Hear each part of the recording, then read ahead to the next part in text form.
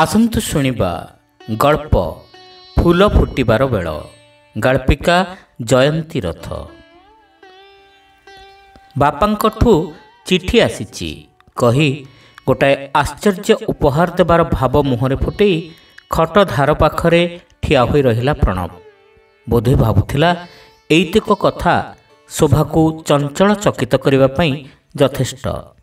ନିଶ୍ଚୟ ଖୁସିରେ ଚିକ୍ମିକ୍ ଦିଶିବ ତା ମୁହଁ, ଆଉ ଚିଠିଟା ଝିଙ୍କି ନେବା ପାଇଁ ମୁହୂର୍ତ୍ତେ ଡେରି ହେବ ନାହିଁ ତାର। କିନ୍ତୁ ସେଭଳି କିଛି ହେଲା ନାହିଁ। ବହୁତ ଆଗରୁ ଖଟରେ ଆଣ୍ଠୁ ଉପରେ ମୁହଁ ମାଡ଼ି ବସିଥିଲା ଶୋଭା। ହଠାତ୍ ପ୍ରଣବର କଥା ଶୁଣି ସେ ଚମକି ପଡ଼ିଲା। କିନ୍ତୁ ପରେ ପରେ ତା ମୁହଁଟା ମଉଳିଗଲା ପରି ଦେଖାଗଲା। ଅସ୍ଥିରତାର ବୀଜ ବୁଣି ଶୋଇ ଆସୁଥିବା ସ୍ନାୟୁମାନେ ପୁଣି ତେଜି ଉଠିଲେ ଯେମିତି। କୌଣସି ସ୍ୱାଭାବିକ ପ୍ରତିକ୍ରିୟା ତାଠାରେ ପ୍ରକାଶ ପାଇଲା ନାହିଁ। କୁଣ୍ଠିତ ସ୍ୱରରେ ସେ ପ୍ରଣବର ମୁହଁକୁ ସୁଦ୍ଧା ନ ଚାହିଁ କହିଲା, ଦିଅ। ପ୍ରଣବ ସରଳ ସହଜ ହେଲେ ବି ନିର୍ବୋଧ ନୁହେଁ। ଶୋଭା ବ୍ୟବହାରର ବେଖାପ ଛନ୍ଦକୁ ସେ ଠିକ୍ ଧରିପାରିଲା। ଜୋର ଜବରଦସ୍ତି ହସ ଖୁସି ଆଦାୟ କରିବା ନୀତି ତାର ନୁହେଁ କି ସେ କାଇଦା ବି ତାକୁ ଜଣା ନାହିଁ। ଅହଂକୁ ଜାବୁଡ଼ି ଧରି ପ୍ରାୟ ଚୁପ୍ ରହିଯାଏ ସେ। କେବେ ବି ଜୋର କରି ଲଦି ଦେବାକୁ ଚାହେଁ ନାହିଁ ନିଜର ଇଚ୍ଛା, ନିଜର ମତ, ନିଜର ରୁଚିକୁ ଅନ୍ୟ ଉପରେ। 15 ଦିନ ଏକାଠି ରହିବା ପରେ ତା ବିଷୟରେ ଏଇ ଧାରଣା ଦୃଢ଼ ହୋଇଯାଇଛି ଶୋଭାର। କେତେଟା ନିର୍ଦ୍ଦିଷ୍ଟ କାରଣରୁ ସେ ପ୍ରଣବକୁ ଭଲ ପାଇ ପାରୁନାହିଁ ସତ। ପ୍ରଣବର ଘରର ପରିବେଶକୁ ବି ଆଦରି ପାରୁନାହିଁ ସତ। ତଥାପି ପ୍ରଣବ ପାଖରେ ଶିଖିଲା ପରି କେତେଗୁଡ଼ିଏ ଗୁଣ ଯେ ଅଛି ଏକଥା ସେ ନିଶ୍ଚୟ ମାନିବ। ଏଇ ଯେମିତି ଏତେ ଖୁସିରେ ଚିଠିଟା ଆସିଥିଲା, କିନ୍ତୁ ଯେମିତି ଦେଖିଲା ତା ପକ୍ଷରୁ ଆଦୌ ଆଗ୍ରହ ନାହିଁ, ଅଯଥା ବିରକ୍ତ କରିବା ପାଇଁ ଇଚ୍ଛା ନ କରି ଚାଲିଗଲା। ତାର ଅବଜ୍ଞା ସତ୍ତ୍ୱେ ପ୍ରଣବ ଆଜ୍ଞାବହ ଭଳି ଠିଆ ହୋଇ ରହିଥିଲେ, ଅନୁଗୃହୀତ ଭଳି ଦାନ୍ତ ନିକୁଟେଇଥିଲେ କି ଦେହରେ ଘଷି ହୋଇ ଅର୍ଥହୀନ ସୋହାଗ ଦେଖେଇଥିଲେ, ସେ ମନ ଭିତରେ ଭୀଷଣ ଚିଡ଼ି ଯାଇଥାନ୍ତା। କିନ୍ତୁ ପ୍ରକୃତରେ ଦେଖିବାକୁ ଗଲେ ତାର ବିରକ୍ତ ହେବାର କ'ଣ ଥିଲା? ଏଇଟା ପ୍ରଣବର ପୈତୃକ ଘର। ସେ ପ୍ରଣବର ନବବିବାହିତା ପତ୍ନୀ। ବିପୁଳ ଅର୍ଥ ଖର୍ଚ୍ଚ ଓ ଆୟୋଜନ କରି ତା ବାପା ଓ ଭାଇମାନେ ତାକୁ ପ୍ରଣବ ହାତରେ ଟେକି ଦେଇଛନ୍ତି। ପ୍ରଣବ ପାଇଁ ତା ଜୀବନ ଭୋଗର ମଣ୍ଡପ ନ ହୋଇପାରିଲେ ସେ ବିବାହ କୁଆଡ଼େ ବ୍ୟର୍ଥ ହୋଇଯିବ। ପ୍ରଣବର ତା ସାଙ୍ଗେ ଆଳାପ କରିବାର ଇଚ୍ଛା ତ ନିହାତି ସାଧାରଣ କଥା। ସେ ଯେ କାହିଁକି ନିଜର ମନୋଭାବକୁ ଆୟତ୍ତ କରି ରଖିପାରୁନାହିଁ ସବୁ ଜାଣିଶୁଣି। ବାପାଙ୍କ ଚିଠିଟାକୁ ବାଁ ହାତ ମୁଠା ଭିତରେ ଜୋର କରି ଚାପିଦେଲା ଶୋଭା। କ'ଣ ଲେଖା ହୋଇଥିବ ଏଥିରେ? ମା, ତୁମ ଦୁହିଁଙ୍କୁ ମୋର ଆଶୀର୍ବାଦ।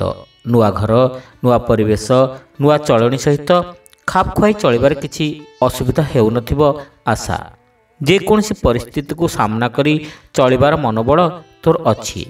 ସେହି ମନୋବଳ ହିଁ ତୋର ଆଗାମୀ ଜୀବନର ସମ୍ବଳ। ତାଠୁ ଅଧିକ କିଛି ତତେ ମୁଁ ଦେଇପାରିବି ନାହିଁ। ଏଇଭଳି ନିଶ୍ଚୟ କିଛି ଲେଖିଥିବେ। ବାହାଘର ଆଗରୁ ଓ ବିଦା ହେଲାବେଳେ ସେ ଯେତେବେଳେ ରାହା ଛାଡ଼ି ବିକଳ ହୋଇ କାନ୍ଦୁଥିଲା, ବାପା ତାକୁ ଧରି ଥରଥର ସ୍ୱରରେ ଏମିତି କେତେ କ'ଣ କହୁଥିଲେ। ବାପା କ'ଣ ଦେଖି ପ୍ରଣବକୁ ବରପାତ୍ର ହିସାବରେ ମନୋନୀତ କଲେ? ଗୋଟିଏ ପ୍ରାଇଭେଟ୍ କମ୍ପାନୀର ଲ ଅଫିସର ଚାକିରିରେ କ'ଣ ବା ସେମିତି ମର୍ଯ୍ୟାଦା ଅଛି? ଆଉ ରୂପ ଏମିତି ଯେ ଚେଷ୍ଟା କଲେ ସୁଦ୍ଧା ମିନିଟ୍ଟେ ସେ ଆଖି ସ୍ଥିର କରି ରଖିପାରୁନି ତା ଉପରେ।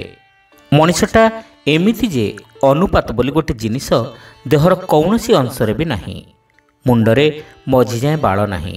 ଇଆଡ଼େ ଭ୍ରୁଲତା ଦିଟା ଅରମା ବୁଦା ଭଳି ମାଡ଼ି ଯାଇଛନ୍ତି କେଉଁ ଯାଏଁ। ଆଖି ଦିଟା ମିଞ୍ଜି ମିଞ୍ଜିଆ।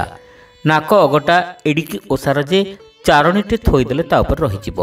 ଦାନ୍ତଗୁଡ଼ା ମନ ଖୁସିରେ ବଢ଼ିଛନ୍ତି ତ ଫାଙ୍କା ଭିତରେ ଡାମ୍ଫଣଟେ ପୂରେଇଲେ ବି ପଶିଯିବ କି କ'ଣ। ଦେହ ସାରା ଟାଁସା ଟାଁସା ରୋମର ଉପଦ୍ରବ। ପେଟ କହୁଛି ବାଟ ଛାଡ଼, ଆଗକୁ ଯିବି, ଆହୁରି ଆଗକୁ ଯିବି। ଓଃ, ଭାବି ହେଉନି। ସେଥିରେ ପୁଣି ଉଚ୍ଚତା କମ୍, ରଙ୍ଗ କଳା। ଶୁଦ୍ଧ ଭାଷାରେ କହିଲେ କୃଷ୍ଣକାୟ ଖର୍ବିତ ମଣିଷଟିଏ। ଏଇଭଳି ମଣିଷଟି ସହ ପ୍ରେମ, ପ୍ରଣୟ, ରୋମାଞ୍ଚ ପରି ସୂକ୍ଷ୍ମ ଶବ୍ଦର ପ୍ରୟୋଗାତ୍ମକ ବ୍ୟବହାର କିପରି ହେବ? ମୁହଁଟା ପାଖକୁ ଆସିଲେ ତ ବିତୃଷ୍ଣା ଭରି ଯାଉଛି ତାର ସର୍ବାଙ୍ଗରେ। ବାପା କ'ଣ ସତରେ ବୁଝିପାରିବେ ଏ କଥା? କିଏ ବି କାହିଁକି ବୁଝିବ ତା ମନ କଥା? ବୋଉ, ଅପା, ମାଉସୀ, ପିଉସୀ ଯାହା ଆଗରେ କହିଲେ ସେମାନେ ତ ନାରୀ ଚରିତ୍ର ଉପରେ ବଡ଼ ବଡ଼ ବ୍ୟାଖ୍ୟା ଶୁଣାଇବେ। ବାନ୍ଧବୀମାନଙ୍କ ଆଗରେ ତ ସେ ବିଲକୁଲ ଏକଥା କହିବ ନାହିଁ, କାରଣ ପୂର୍ବରୁ ବାହାରର ଚେହେରା ଅପେକ୍ଷା ଅନ୍ତର୍ନିହିତ ଗୁଣର ମୂଲ୍ୟ ବହୁତ ବେଶୀ ବୋଲି ସେମାନଙ୍କ ଆଗରେ ସେ ବହୁବାର ଯୁକ୍ତି କରିଛି। ଯୁକ୍ତିର ଭାଷା ଓ ମନ ଭିତରର ପ୍ରକୃତ ଭାଷା ଭିତରେ ଥିବା ତଫାତକୁ ନିଜେ ନିଜେ ପଢ଼ି ସନ୍ତୁଳି ହେବ ସିନା। ପ୍ରମିଳା ବାହାଘରର କଥା ତାର ଏପର୍ଯ୍ୟନ୍ତ ପାସୋର ଯାଇନାହିଁ। ରିସେପ୍ସନ୍ ବେଳେ ସାଙ୍ଗମାନେ ତା ବରର ଅସୁନ୍ଦର ରୂପ ପାଇଁ ଟୁପଟାପ୍ ଫୁସଫାସ୍ ହେଉଥିଲା ବେଳେ ସେ ମାଡ଼ି ବସି କହିଥିଲା, ଅଯଥା ବାଜେ କଥାରେ ମୁଣ୍ଡ ପୁରାଇବା କ'ଣ ଦରକାର ଅଛି? ସମସ୍ତେ ଖାଲି ତା ଚେହେରାକୁ ଦେଖୁଛ, କେହି ତାର ଯୋଗ୍ୟତା କଥା ତ ଭାବୁନ। ତା ସ୍ୱରରେ ତିରସ୍କାରର ସୂଚନା ଏତେ ତୀବ୍ର ଥିଲା ଯେ ଏଇ କଥା ଆରମ୍ଭ କରିଥିବା ମୀନା ସେଦିନ ଶେଷ ପର୍ଯ୍ୟନ୍ତ ତା ସାଙ୍ଗେ ଆଉ କଥାବାର୍ତ୍ତା କରିନଥିଲା। ତାପରେ ବି କେତେଦିନ ପର୍ଯ୍ୟନ୍ତ ମୁହଁ ଫୁଲେଇ ରଖିଥିଲା। ପଛରେ କୁଆଡ଼େ ତା ନାଁରେ ଅନ୍ୟ ସାଙ୍ଗମାନଙ୍କ ଆଗରେ କହିଥିଲା, ଭଲ ପଢ଼ୁଛି ଆଉ ଭଲ ଗୀତ ଗାଉଛି ବୋଲି ତାର ଭାରି ଗର୍ବ। ସେ ଅବଶ୍ୟ ସବୁବେଳେ ସୁନ୍ଦର ଆକୃତିକୁ ଭଲ ପାଏ, କିନ୍ତୁ ଆଉ କୌଣସି ଅବିଗୁଣ ନଥାଇ କେବଳ ଅସୁନ୍ଦର ଚେହେରା ଲାଗି ଯେ ତା ମନ ଆଉ ଜଣଙ୍କ ସହ ମିଶିପାରିବ ନାହିଁ, ଏ ଧାରଣା ତାର ଆଦୌ ନଥିଲା। ଭଗବାନ ତାକୁ କେମିତି ଏତେ ବଡ଼ କଠୋର ପରୀକ୍ଷାର ସମ୍ମୁଖୀନ କରାଇଲେ? ତାହେଲେ ଛୋଟ ଦିନରୁ ସେ ଯାହା ପଢ଼ି ଆସିଥିଲା, ଶୁଣି ଆସିଥିଲା ଓ ମଝିରେ ମଝିରେ ଯେଉଁ କଥାକୁ ସେ ନିଜେ ଜୋର କରି କହି ଆସୁଥିଲା, ସେ କଥାର କ'ଣ କୌଣସି ମୂଲ୍ୟ ନାହିଁ? ସକ୍ରେଟିସ୍ ସୁନ୍ଦର ନଥିଲେ, ବର୍ନାର୍ଡସ କୁତ୍ସିତ ଥିଲେ, ଲିଙ୍କନ କି ଗାନ୍ଧୀଙ୍କ ଆକୃତି ମଧ୍ୟ ସୁଦୃଶ୍ୟ ନଥିଲା, କିନ୍ତୁ ବିଶାଳ ବ୍ୟକ୍ତିତ୍ୱ ହିସାବରେ ସେମାନେ ତ ମଣିଷ ଜାତିର ଇତିହାସରେ ନମସ୍ୟ। ଇଏ ତ ଗଲା ଇତିହାସର କଥା, ରାଷ୍ଟ୍ରନାୟକ ଦାର୍ଶନିକମାନଙ୍କ କଥା। ନିଜ କ୍ଷୁଦ୍ର ଜୀବନର କ୍ଷୁଦ୍ର ପରିଧି ଭିତରେ ବି ଏମିତି ବହୁ କୁରୂପ ମଣିଷଙ୍କ ସଂସ୍ପର୍ଶରେ ସେ ଆସିଛି, ଯେଉଁମାନଙ୍କ ବିସ୍ତୀର୍ଣ୍ଣ ହୃଦୟ ପାଖରେ ଆପେ ଆପେ ମୁଣ୍ଡ ତାର ନଇଁ ଯାଇଛି। ବଡ଼ ଖୁଡ଼ୀଙ୍କ ସାନ ଭଉଣୀ ରୀନା ଘରେ ସମସ୍ତଙ୍କର କଡ଼ା ନଜର ଭିତରେ ଥାଇ ବି ରାତି ଅଧରେ ପାଚେରୀ ଡେଇଁ ଦିନେ ଚାଲି ଯାଇଥିଲା। ତାଙ୍କ ଘରେ ସେତେବେଳେ ସେ ଯେଉଁ କାନ୍ଦ ବୋବାଳି, ସେ ଯେଉଁ ହୋହଲ୍ଲା, ସାହି ପଡ଼ିଶା ବନ୍ଧୁବାନ୍ଧବ ସମସ୍ତଙ୍କ ମୁହଁରେ ସେଇ ଗୋଟିଏ କଥା, ଝିଅଟା କ'ଣ କଲା? ପୁଅଟାର ନା ରୂପ ଅଛି ନା ଗୁଣ ଅଛି, କିଛି ହେଲେ ଥାଆନ୍ତା। କେହି କେହି ବୟସ୍କା ସମ୍ପର୍କୀୟ ମନ୍ତବ୍ୟ ଦେଉଥାନ୍ତି, କାଳିଆ ଭୁଆଁ ବେକରେ ତ ଚମ୍ପା ମାଳ ପଡ଼ିଲା ଭଳି ଦିଶିବଲୋ, କିଆଁ ଏତେ ଦୁର୍ବୁଦ୍ଧି କଲା? ବାପା ମା ଆକଟ କରୁଥିଲେ କ'ଣ ତୁଚ୍ଛାକୁ? କି ସୁଖ ପାଇବଲୋ, ଚାକିରିଟି ତ ଖଣ୍ଡେ ଏଯାଏଁ କରିନି, ଶାଢ଼ୀ ଖଣ୍ଡେ କିଣି ଆକୁ ଯୋଗାଇ ପାରିବନି। ସମୟ ପୁଣି ଏମିତି ବଦଳିଗଲା, ଆଉ ତା ସାଙ୍ଗେ ସାଙ୍ଗେ ଭାଗ୍ୟଚକ୍ର ଏଭଳି ଘୂରିଗଲା ଯେ ନିଜେ ଖୁଡ଼ୀ ବି ପ୍ରକାଶ୍ୟରେ ଭଉଣୀର ଭାଗ୍ୟ ସହ ନିଜ ଭାଗ୍ୟକୁ ତୁଳନା କରି କ୍ଷୋଭ ପ୍ରକାଶ କରୁଛନ୍ତି। ଖୁଡ଼ୀଙ୍କ ବୋଉ ସବୁ ଜୋଇଁଙ୍କ ଅପେକ୍ଷା ସାନ ଜୋଇଁଙ୍କ କୃତିତ୍ୱ ପାଇଁ ଗର୍ବ କରୁଛନ୍ତି। ଖୁଡ଼ୀଙ୍କ ବାପା ଯିଏ ଝିଅର ମୁହଁ ଏ ଜନ୍ମରେ ଦେଖିବେନି ବୋଲି ଶପଥ କରିଥିଲେ, ସିଏ ପୁଣି ଏବେ କହୁଛନ୍ତି ସୁନ୍ଦର ନହେଲେ କ'ଣ ହେବ, ପିଲାଟାର ଉଦ୍ଯୋଗ ଅଛି, ଶିଷ୍ଟ ବ୍ୟବହାରରେ ସମସ୍ତଙ୍କୁ ନିଜର କରିବାର କଳା ଜଣା ଅଛି। ଚଢ଼ା ଯୌତୁକ ଦେଇ OS ଅଫିସର ଜୋଇଁଟେ କରିବା ତାଙ୍କ ପକ୍ଷରେ ସେଭଳି ସହଜ ହୋଇନଥାନ୍ତା। ଯଦି ବା କେଉଁଠି ଜୁଟିଥାନ୍ତା, ତେବେ ସେ ତାଙ୍କ ଝିଅକୁ ଏତେ ଆଦର ଏତେ ଯତ୍ନ ଦେଇ ରଖିବାର କୌଣସି ନିଶ୍ଚିତତା ତ ନଥାନ୍ତା। ସେତେବେଳେ ଶୋଭା ବିରକ୍ତ ହେଉଥିଲା ଏଇ କଥା ଭାବି ଯେ ଏଇ ଲୋକଗୁଡ଼ାକ ତା ପଦବୀ ମୋହରେ ଅନ୍ଧ ହୋଇ ଏଭଳି କହୁଛନ୍ତି, କିନ୍ତୁ ବର୍ତ୍ତମାନ ଭାବୁଛି ଲୋକଟାର ସ୍ୱଭାବ ନିଶ୍ଚୟ ଭଲ ହୋଇଥିବ, ନହେଲେ ଦ୍ୱେଷ ଭାବର ସ୍ଥାନକୁ ସ୍ନେହସିକ୍ତ ପ୍ରଶଂସା ଏତେ ଶୀଘ୍ର ପୂରଣ କରିପାରିନଥାନ୍ତା। ଶୋଭା ଏଇଭଳି ଅନେକ ଦୃଷ୍ଟାନ୍ତ ମନେ ପକାଇ ଚାଲିଥିଲା, ତଥାପି ତାର ଅବୁଝା ମନ ବୁଝିବାକୁ ଆଦୌ ପ୍ରସ୍ତୁତ ନଥିଲା। ଏଇଠି ଏଇ 15 ଦିନ ରହିବା ଭିତରେ ସେ ବହୁ ପୁରୁଷଙ୍କୁ ଦେଖୁଛି। କେତେଜଣ ସମ୍ପର୍କୀୟ ଦିଅର ତା ବିଛଣା ଉପରେ ବସି ଘନିଷ୍ଠ ହୋଇ ଥଟ୍ଟା ମଜା ବି କରୁଛନ୍ତି। ସେମାନଙ୍କୁ ଦେଖିଲା କ୍ଷଣି ସେ ପ୍ରଥମେ ହିଁ ତୁଳନା କରି ବସୁଛି ସେମାନଙ୍କର ସହ ପ୍ରଣବର ଚେହେରାକୁ। ସମସ୍ତେ ତାକୁ ପ୍ରଣବ ଅପେକ୍ଷା ସୁନ୍ଦର ଦିଶୁଛନ୍ତି। ସେ ନିର୍ଦ୍ଦିଷ୍ଟ ଅନୁଭବ ଆସିଯିବା ମାତ୍ରେ ତା ମନଟା ଦବି ଯାଉଛି, ମୁହଁର ରଙ୍ଗଟା ଫିକା ପଡ଼ିଯାଉଛି। ସେ ଜାଣୁଛି ଯେ ତାର ଏପରି ଭାବାନ୍ତର ହେବା ଆଦୌ ଉଚିତ ନୁହେଁ। ଏଭଳି ଭାବିବା ଅନ୍ୟାୟ। ସ୍ତ୍ରୀ ଆଖିକୁ ଯଦି ତାର ସ୍ୱାମୀ ସମସ୍ତଙ୍କଠାରୁ ଅଧିକ ସୁନ୍ଦର ନ ଦିଶିବ ଓ ସମସ୍ତଙ୍କଠାରୁ ଅଧିକ ଭଲ ନ ଲାଗିବ, ତେବେ ପରିବାରର ଭିତ୍ତି ଭୁଷୁଡ଼ି ପଡ଼ିବ। କିନ୍ତୁ ଏଇଭଳି ଲାଗିବା କି ଭଲ ଦିଶିବାର ଅନୁଭୂତିଟାକୁ ତ ଚେଷ୍ଟା କରି ଆଣିହେବ ନାହିଁ। ଏଇଟା ଆପଣା ଛାଏଁ ଆସିବା କଥା। ଏକାଠି ରହିବା, ଏକାଠି ବସିବା, ଏକାଠି ଶୋଇବା, ସର୍ବୋପରି ଏତେ ଗୁଡ଼ିଏ ଏକାନ୍ତ ମୁହୂର୍ତ୍ତ ଏକାଠି କାଟିବା ପରେ ବି ମନ ଯଦି ଏକାକାର ନ ହୋଇପାରୁଛି, ତେବେ କ'ଣ ସେ ଏମିତି ସୁଦର୍ଶନ ସୁନ୍ଦର ପରପୁରୁଷଙ୍କୁ ଦେଖି ପ୍ରଲୁବ୍ଧା ହୋଇ ଉଠିବ, ଅସ୍ଥିର ହୋଇପଡ଼ିବ? ଜୀବନ୍ତ ମାମ ସେ କ'ଣ ପଛରେ ଛାଡ଼ି ଆସିଥିବା ଦୁର୍ବଳ କାମନାମାନଙ୍କ ସ୍ମୃତିରେ କ୍ଷତାକ୍ତ ହେବ? ଜାଣି ଜାଣି ସେ ନିଜକୁ ଜାଳିଦେବ ଏହି ଅପ୍ରାପ୍ତିର ଅବଶେଷ ପାଇଁ। ସେ କ'ଣ କରିବ? ବଢ଼ିଲା ନୈଶ୍ୱରେ ଶୁଖିଲା ପତ୍ରଟେ ପରି ଭାସିଯିବ। ଓଃ! ଆଖି ବୁଜି ତଳ ଧାଡ଼ି ଦାନ୍ତକୁ ଉପର ଧାଡ଼ି ଦାନ୍ତରେ ଜୋରରେ ଚାପି ଧରି ତାର ବେଦନାସିକ୍ତ ହୃଦୟରେ ବହିର୍ମୁଖୀ ଭାଷାକୁ ଚାପି ଦେବାକୁ ଚେଷ୍ଟା କଲା ଶୋଭା। ହାତ ମୁଠାକୁ ଆହୁରି ଜୋରରେ ଚାପି ଧରି ହଠାତ୍ ମେଲେଇ ଦେଲା। ତାର ଆଦୌ ମନେ ନଥିଲା ଚିଠିଟା କଥା। ପାପୁଲି ଭିତରେ ଚାପି ହୋଇ ତା ଦେହର ଝାଳ ଓ ବଳରେ ପେଶି ହୋଇ ଇଂଲ୍ୟାଣ୍ଡ ଲେଟରଟା ବିକୃତ ହୋଇଯାଇଥିଲା। ତା ଉପରେ ବାପାଙ୍କ ହସ୍ତାକ୍ଷରରେ ଲେଖା ଅଛି ତାର ନୂଆ ନାଁ, ଶ୍ରୀମତୀ ଶୋଭା ଛୋଟରାୟ। ସେଇ ଅକ୍ଷରଗୁଡ଼ା ଯେମିତି ତାକୁ ବିଦ୍ରୂପ କରି ହସୁଥିଲେ, ଯେମିତି କହୁଥିଲେ, ତୋ ମୁଖଭଙ୍ଗୀ, ତୋ ଅଙ୍ଗଚାଳନା ଆମେ ଦେଖିଛୁ। ବାପା ତୋତେ ଶ୍ରୀମତୀ ଲେଖିଛନ୍ତି। କ'ଣ ନା ବାହା ହୋଇ ସାରିଲା ପରେ ପୁଅ ଝିଅଙ୍କ ନାଁ ଆଗରେ ଶ୍ରୀ ଶ୍ରୀମତୀ ଲେଖିବା ବିଧି। ତୁ କ'ଣ ସତରେ ଶ୍ରୀମତୀ ଲେଖା ହେବାର ପାତ୍ରୀ? ତୋର କାର୍ଯ୍ୟକଳାପ, ଚିନ୍ତା ଓ ଆଚରଣରେ କ'ଣ ସଂହତି ଥାଏ, ସଂଯମ ଥାଏ? ଶୋଭା ସ୍କୁଲକୁ ଗୀତ ଶିଖି ଗଲାବେଳେ ତା ବୟସ କେତେ ହୋଇଥିଲା? ଅତି ବେଶୀରେ 15 କି 16। ସେଇ ବୟସରେ ସେଇ ସଫେଦ ପଞ୍ଜାବୀ ଚୁଡ଼ିଦାର ପିନ୍ଧା ଗୀତ ସାର୍ଙ୍କ ଚେହେରାଟା ସୁନ୍ଦର ଥିଲା ସତ, କିନ୍ତୁ ମନଟା କେମିତି କଠୋର ପଥର ପରି ରୋକଠୋକ କଥା କହି ଚିଡ଼େଇ ଦେଲେ, ପାଖରୁ ଏଡ଼େଇ ଦେଲେ। ନହେଲେ ତୋ ପରି ସେ ବି ନରମି ଯାଇଥିଲେ କ'ଣ ହୋଇଥାନ୍ତା ଅବସ୍ଥା? ବୟସ 30 ଟପିଥିଲେ ବି ସେ ଅବିବାହିତ ଥିଲେ, ଖିଆଲି ଥିଲେ। ସିଗାରେଟ୍ ଟାଣି ଟାଣି ନୂଆ ନୂଆ ସୁର ତୋଳିବାରେ ରାତି ରାତି କଟି ଯାଉଥିଲା ଅନିଦ୍ରାରେ।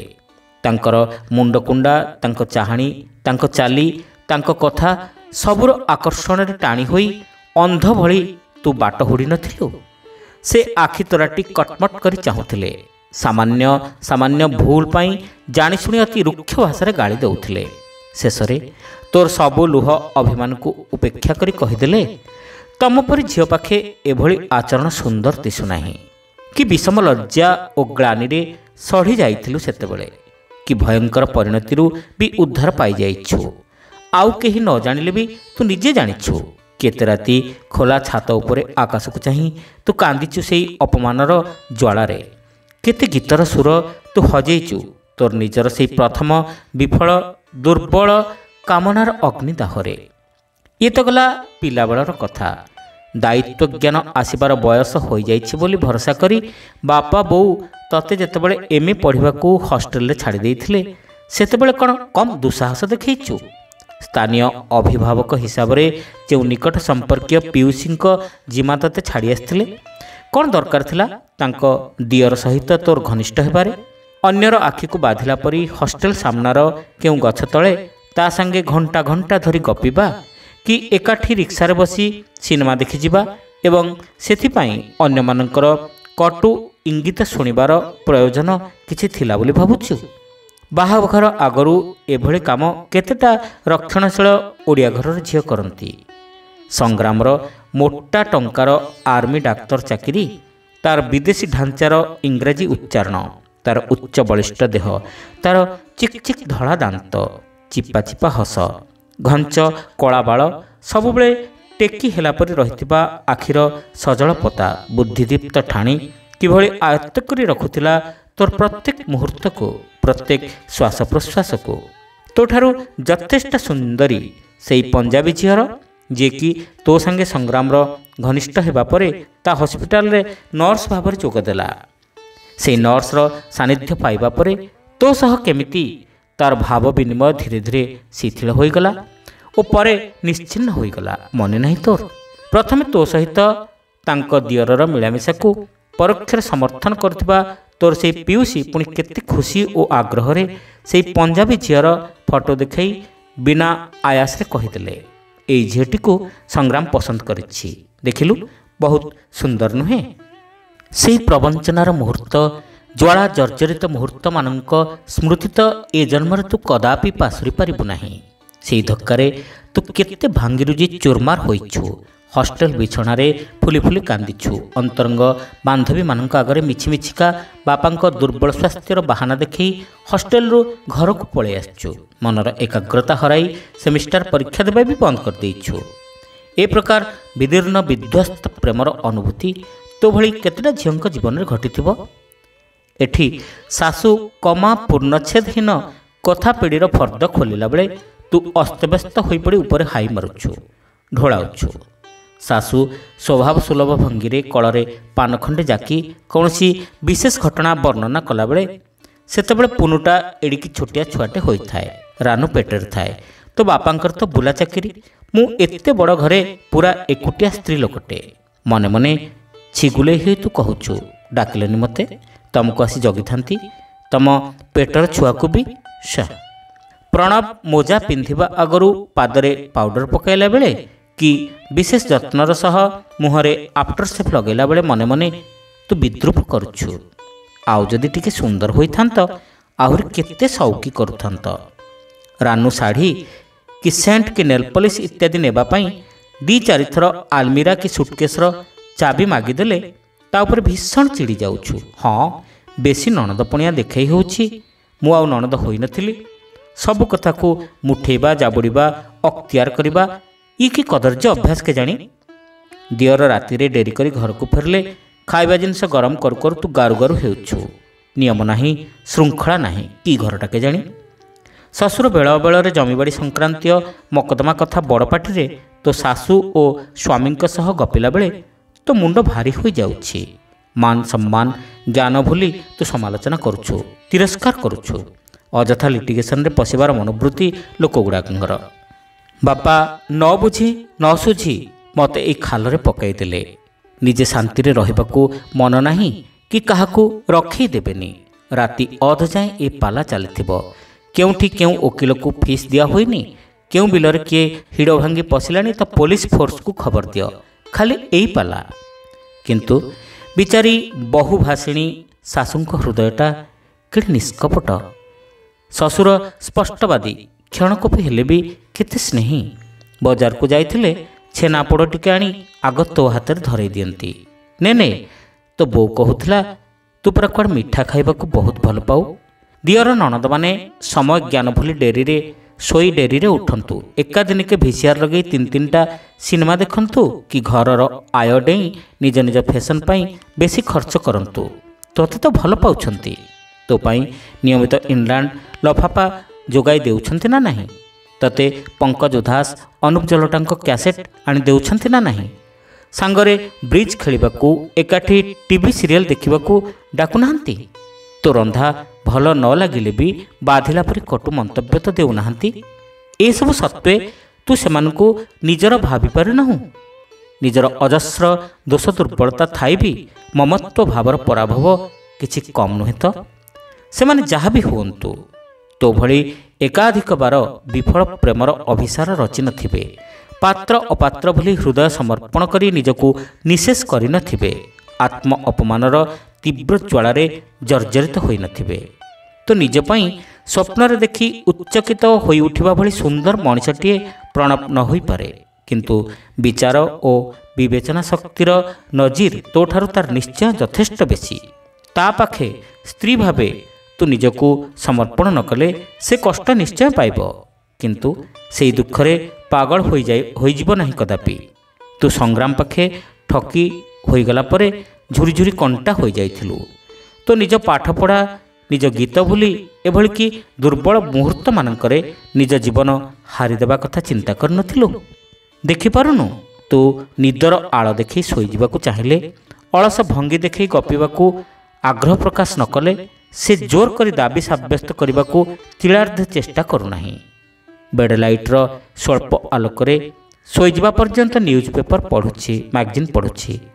पौरुषर कि प्रचंड अहंकार। नवविवाहिता सुंदरी स्त्रीर दया अनुग्रह से भिक्षा करिब नाही। तोर स्वतःस्फूर्त इच्छा समर्पण न पाइले से स्वामित्व जाहिर करिब नाही। ए द्वंद्वर उत्तर केवल आत्मपराजय ही आउ किछि नुहे। ଛାତିର ଜମାଟ ବନ୍ଧା କୋହଚିରି ଗୋଟାଏ ବଡ଼ ଦୀର୍ଘଶ୍ୱାସ ବାହାରି ଆସିଲା ଏବଂ ଏପର୍ଯ୍ୟନ୍ତ ଝରକା ବାଟେ ବାହାରକୁ ଚାହିଁ ତଟସ୍ଥ ହୋଇ ବସିଥିବା ଶୋଭା ସଚେତନ ହୋଇ ଉଠିଲା। 5ଟା ବାଜିଲାଣି। ଆଜି ତାକୁ ଏପର୍ଯ୍ୟନ୍ତ କେହି ଚା ପାଇଁ ଡାକୁନାହାନ୍ତି ତ? ଆଶ୍ଚର୍ଯ୍ୟ କଥା ତ। ସେ ଶୋଇବାକୁ ବହୁତ ଭଲ ପାଏ ଓ ସବୁ ଅବସର ମୁହୂର୍ତ୍ତରେ ସେ ଖଟ ଉପରେ ଗଡ଼ିଯାଏ। ଏ ଧାରଣା ଏଠି କାହାକୁ ନ ଦେବା ଲାଗି ସେ ତ ବେଶ୍ ଯତ୍ନର ସହ ଦିନବେଳା ନ ଶୋଇବାକୁ ଚେଷ୍ଟା କରୁଛି।